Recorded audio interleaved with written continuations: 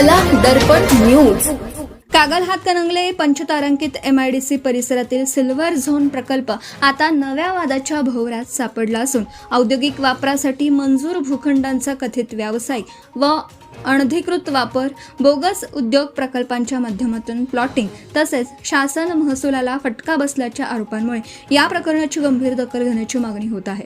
अखिल भारत हिंदू महासभेचे उपरी शहर प्रमुख संजय पाटील यांनी मुख्यमंत्री, उद्योग मंत्री, MIDC प्रशासन, जिल्हाधिकारी आणि पोलीस प्रशासनाकडे सविस्तर निवेदन देत विशेष पथक मार्फत चौकशीची मागणी केली आहे। तक्रारीनुसार सिल्वर झोन परिसरातील काही औद्योगिक भूखंड मूळ उद्देशापासून दूर जाऊन व्यावसायिक स्वरूपात वापरले जात असल्याचा आरोप करण्यात आला आहे। MIDCच्या औद्योगिक विकास धोरणानुसार भूखंड उद्योग स्थापनेसाठी दिले जातात, मात्र प्रत्यक्षात काही ठिकाणी ढाबे, चहाचे स्टॉल, हॉटेल व्यवसाय तसेच खासगी प्लॉटिंग सुरू असल्याचा दावा करण्यात आला आहे।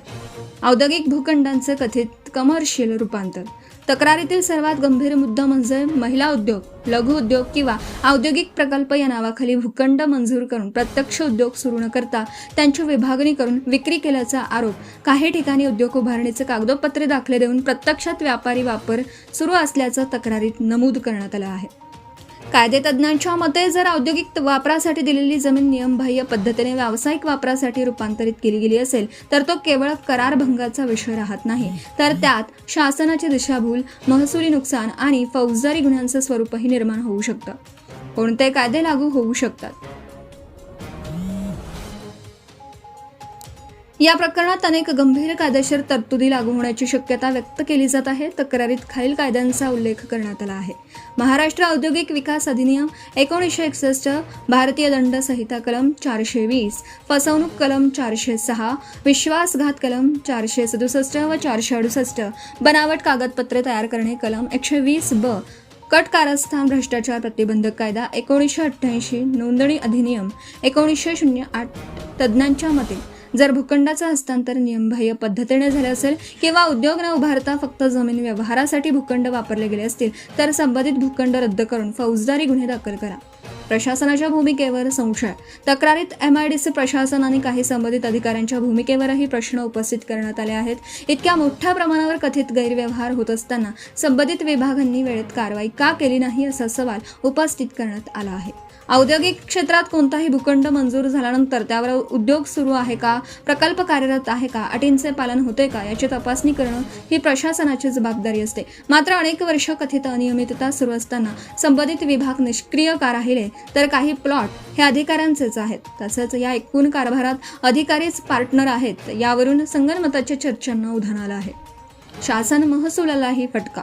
तक्रारीनुसार औद्योगिक वापरासाठी कमी दरात मिळालेल्या जमिनींचा नंतर व्यावसायिक स्वरूपात वापर करून मोठा आर्थिक फायदा घेतल्याचा संशय व्यक्त करण्यात आला आहे। यामुळे शासन महसूल, MIDCचा नियम आणि औद्योगिक धोरण यांना मोठा धक्का बसल्याचा आरोप आहे।